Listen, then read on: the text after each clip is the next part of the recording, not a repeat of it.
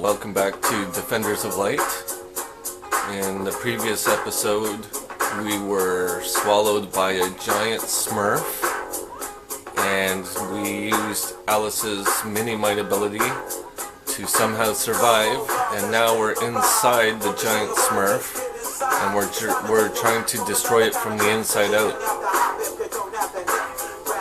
So I thought this music was kind of appropriate.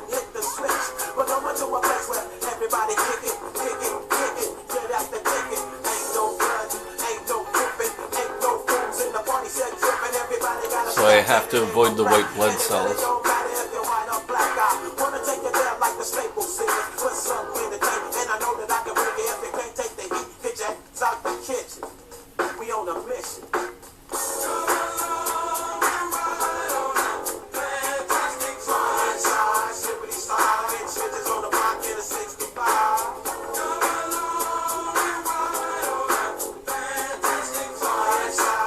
Those white blood cells, the events are set to follow me, so it's kind of easy to avoid them. But it's not to say that you can't get stuck.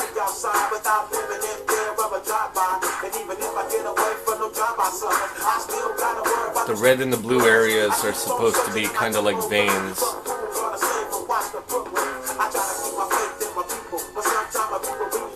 And that's supposed to be water in the stomach, because if it was stomach acid, it would probably dissolve her. So it's just water.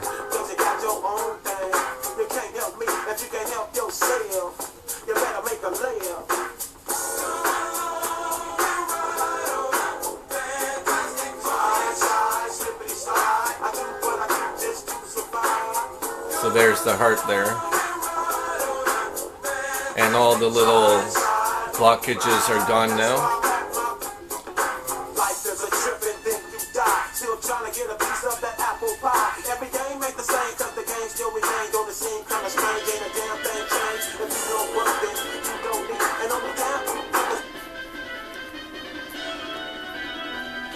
So here we are at the heart of Schtroumpf-le-Grand, and we're going to go ahead and destroy him.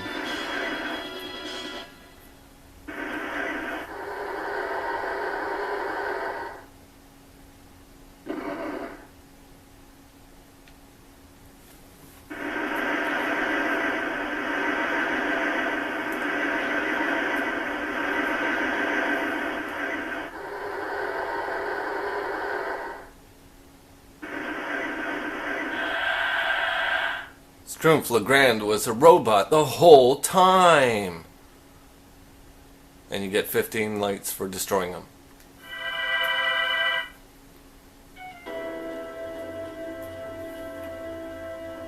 Dare I see how far the defenders have come?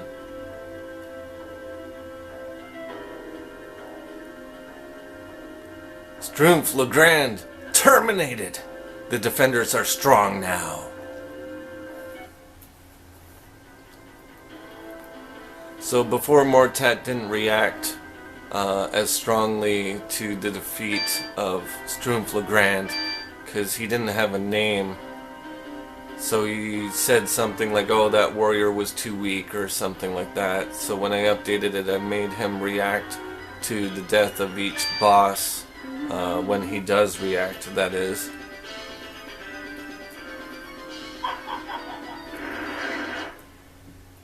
And I always thought it was funny the way I programmed it, that Mortat doesn't really do anything himself until the very end of the game. And that's supposed to be very typical of video game bad guys. So there's a secret door thing, and I can check it from this side and remove it. I can't remove this door from this side, so it has to be from the right hand side. Because honestly, it's hard to remember everything that I did to make this game happen, especially when I decided to record myself playing it. So there's a flashing special door, and we can't do anything with it right now.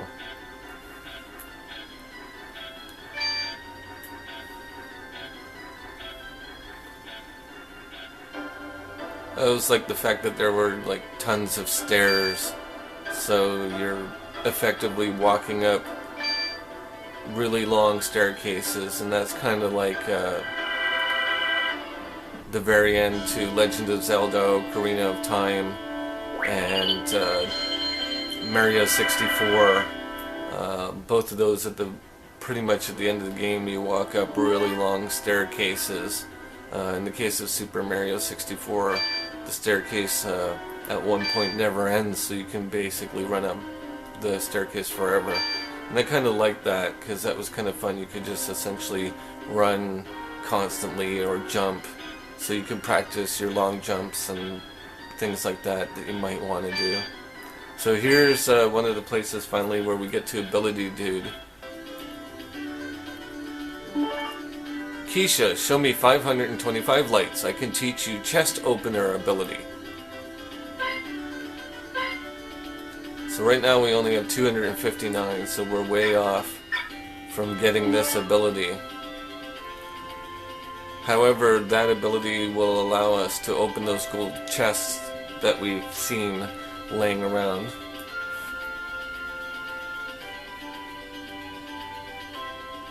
Basically, we have to make a mental note to come back here much later in the game and collect that ability. So at this point I can open the door now. And this flashing special door I can't do anything with, and there's another glimmering red hawk thing, which we can't do anything with right now. That makes it time to leave.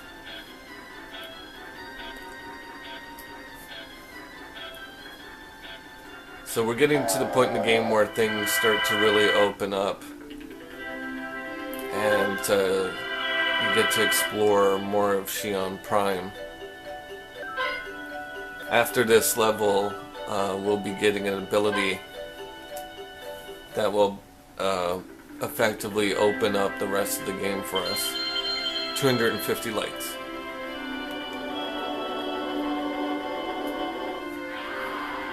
So this is another example of a stage where you have to be a certain character when you enter the level, Rockland. However, that being said, it always had a character select spot to allow you to change the characters. So here's the skeleton. I use my kitty gas magic on him. So in this level there was always a character select menu that you could go to, so it wouldn't matter who you came into the level as. So I'm just going to use this as an example right now. Have to come back as Alice.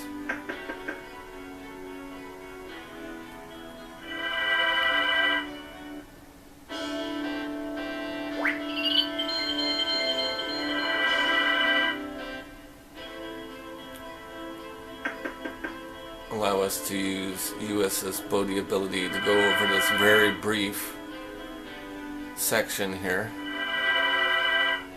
Most of the sections in Rockland are very brief like that, and it's pretty much the only level that's supposed to take place underground, and that's a mummy. And all of the staircases lead to other areas in Rockland. So that was the concept behind Rockland, was just that you'd be walking up and down stairs. And there's death. I just killed death.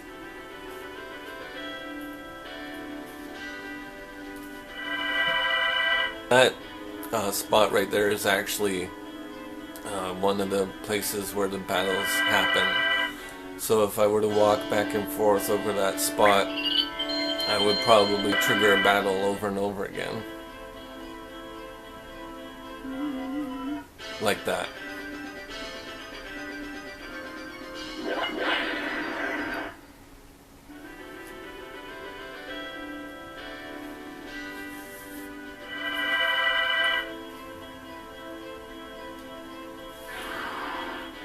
So even though this level is kind of simple, I kind of liked designing it because it forces you to really change up which character you have to use in order to progress forward. So that makes it the most linear level of all of them. but at the same time, like right now I'm Leo and I have to come back here as Poncho. So I kind of like that because you start off as Alice, you end up having to be Leo, and then you go to Poncho. So it's not as orderly as the other levels. I was kind of talking about that before, where I said that you can go through it as Leo and then Alice and Keisha and Poncho and Jules. But in this level, you really get to switch it up.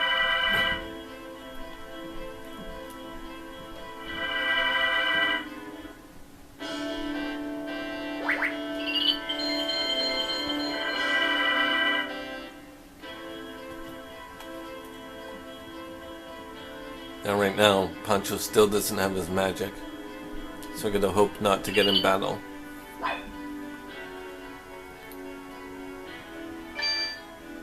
So right now I have to come back again as Leo to get rid of that blue block. And effectively now Poncho's job is done and he'll go away until the next time that we need him, and I'm kind of sad about that.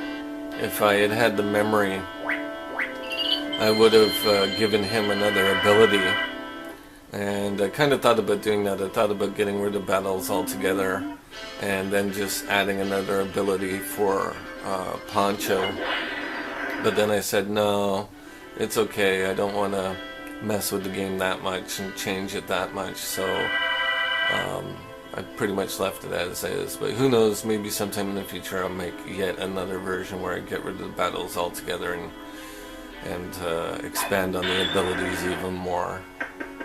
Who knows, that it could be fun. I suppose it would require redesigning levels and things like that, and moving the abilities around so that way it's not as linear all the time.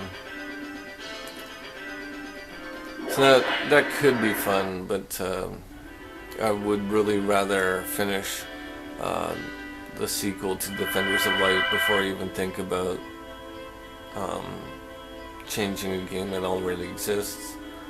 Problem is, it's easier to edit this game and add things and take things away than it is to make Defenders of Light the sequel, because coming up with original levels for the sequel and stuff like that is proving to be really difficult. Basically because I find it hard to focus on making every level non-linear and also exploit RPG Maker 2's capabilities.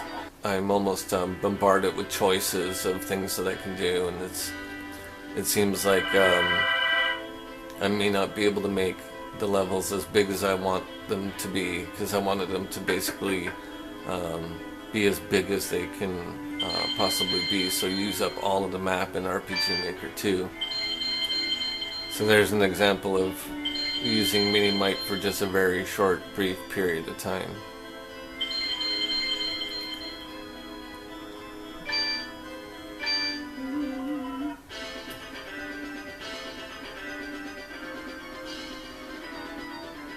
If you noticed, it took a while for the game to figure out which monster it was going to send out. At that point it was caught in a loop. I basically put it in a loop. There's another Red Hawk thing. I put it in a loop to always put out an enemy no matter what. It's just a matter of which enemy it's going to send out. There's a random chance of it picking each enemy. There's also more of a chance of it actually just looping in on itself. What that the result of that ends up with, sometimes there's a lag. Jules, show me 275 lights. I can teach you Beam Me Up ability. I have enough.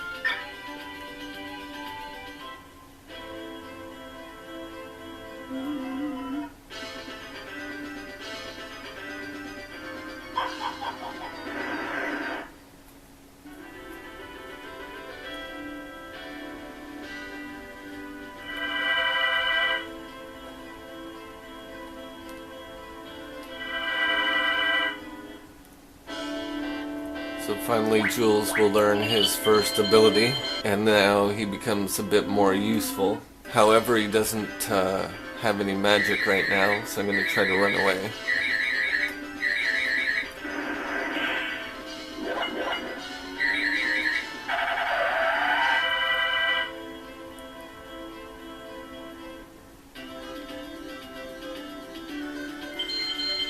"275 lights. Beam me up ability."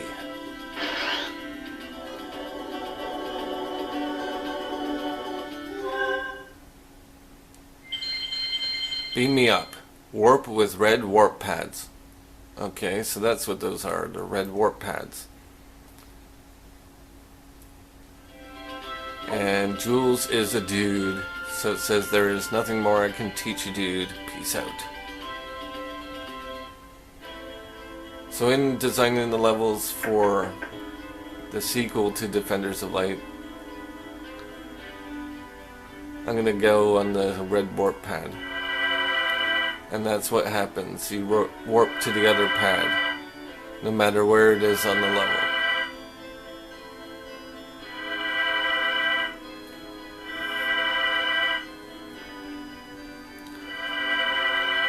So for the maps of RPG Maker 2, what I decided to do was get some graph paper and draw them out. But what I ended up realizing is there's very few types of graph paper available in my general area where I actually can draw the map big enough to be replicated on RPG Maker 2. It's kind of funny. So I actually have to draw it in half size, and that really messes things up because it makes placing things on the map harder if I don't know where they are. I have to basically approximate where they'll show up. So that was one thing that I tried to do. Another thing that I tried to do was just try to randomly generate a level on the fly. So just kind of draw whatever comes into my head in RPG Maker 2. And thing about that was I never really was happy with the results of that either. So a couple stages are ones that I drew out on graph paper. Some of them are ones that I just made in RPG Maker 2, and other ones are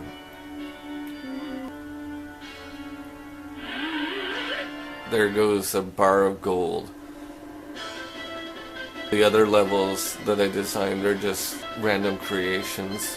To focus on this one, this Defenders of Light that I'm playing right now, before you wouldn't be able to see your path like this. All of it was black.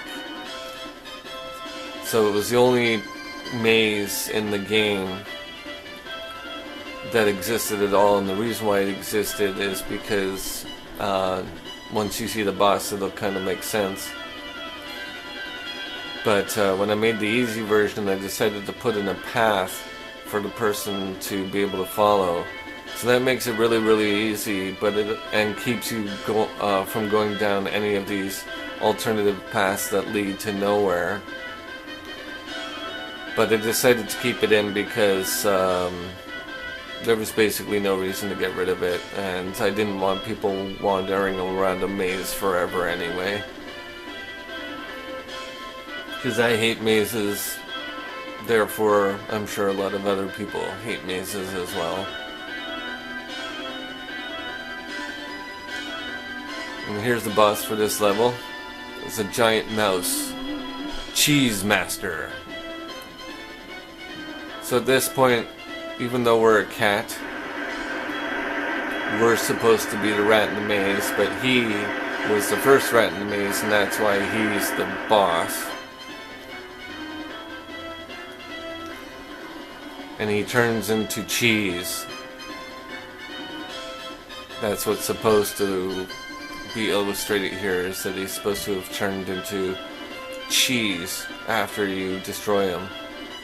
So you don't actually get any points or anything, or lights for destroying him. You actually get the lights for getting the cheese at the end of the maze, or rather the bars of gold, in this case 15 lights.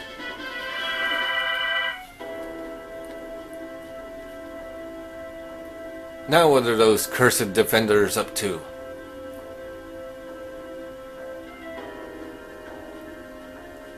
Cheese Master, how could you fail me? Again, when that boss didn't have a name. And there's another gold chest that we can't open right now. Found the ability house, but don't have enough lights to get the ability yet. So before, when the boss didn't have a name and he wasn't Cheese Master, Mortat's reaction was even more bland. He didn't really say anything. He said something like, "Oh, the defenders are even further now," or something along those lines. And it doesn't really matter what he said before, because I'm much happier with what he says now. And so this should be the last time the game appears in this sort of iteration. So unless I go through that update like I was talking about and change things around, that would make it a kind of different game. It wouldn't be the same game anymore. It would be a slightly different game, like Defenders of Light Deluxe or Super Defenders of Light, Turbo Championship Edition.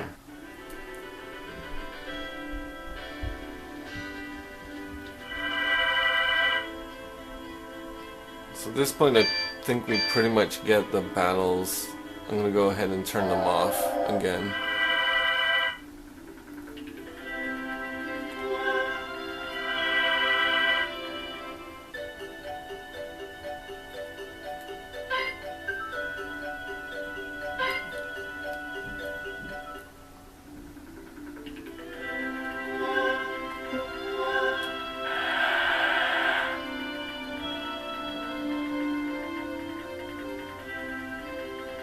So here's an example of using the character select spot from the top. I don't actually have to stand on it to use it. So anytime you're just one space away from the character select spot, you can still use it. So that saves you a little bit of time, like one space worth of time, but it saves you a little bit of time in defeating the game.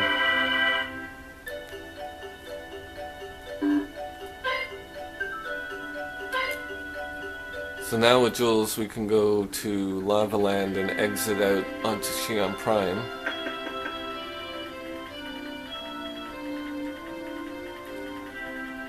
And if we take a look over to the right hand side, there's Towerland over there. So in that tower, theoretically, is Towerland. And the windows would be facing out, looking towards the horizon. So if we could see it from the player's point of view, there would probably be mountains back there or something like that. But there's a red warp pad.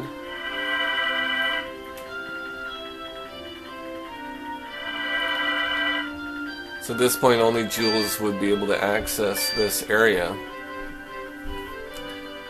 But we'll be able to open it up soon enough to other characters.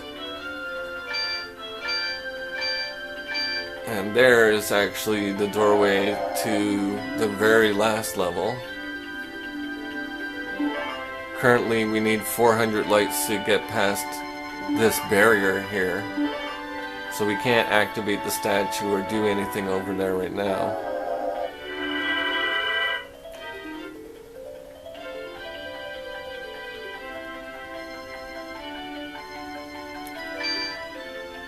But over here we have this giant house type thing here. This is supposed to be a mansion.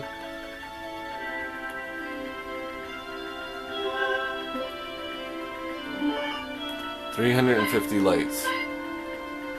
We're close at 321. So we're going to have to do a bit of cleanup.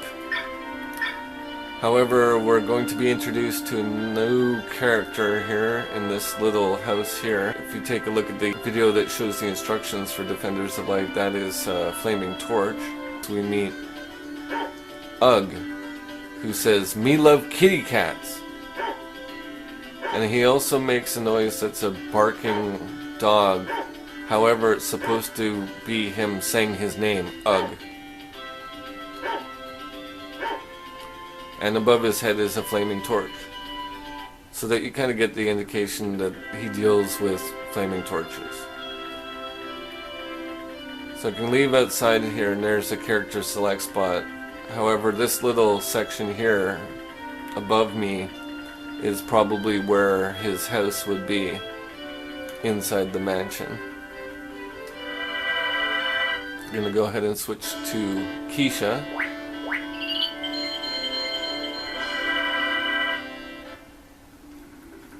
And have her go talk to Ugg.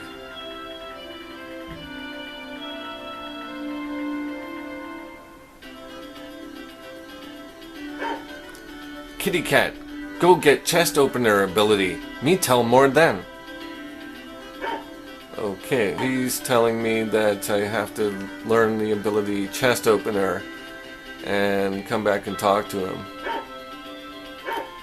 I needed 525 lights to get chest opener ability, and right now I'm not even close at 321, so I have quite a ways to go before I'll be able to figure out what his message is for me.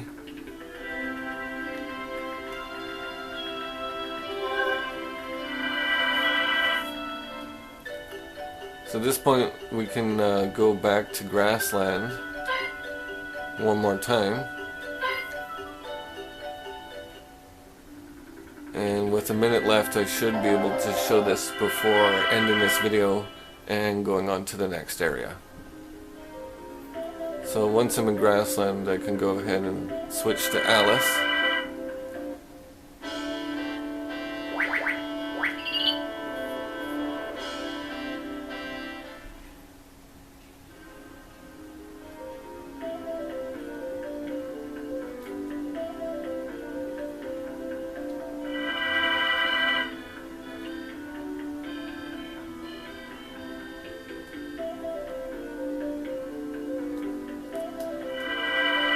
And there's the Red Hawk thing. So in the next video we'll talk about the Red Hawk thing.